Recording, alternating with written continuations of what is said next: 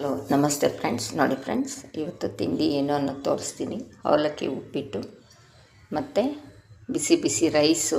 ನೋಡಿ, ಬಿಸಿ ಬಿಸಿ ರೈಸು, ಆಮೇಲೆ ಅಲಸಂದೆ ಕಾಳು, ಹೆಸ್ರು ಕಾಳು ಎಲ್ಲ ಮಿಕ್ಸ್ ಕಾಳು ಹಾಕಿ ನುಗ್ಗೆ ಸೊಪ್ಪು ಹಾಕಿ ಇದು ಬೇಯಿಸಿ ಇದಕ್ಕೆ ಒಗ್ಗರಣೆ ಹಾಕಿ ಬಸ್ಸಾರು ಮಾಡಿರೋದು ನೋಡಿ ಫ್ರೆಂಡ್ಸ್. ಓಕೆನಾ?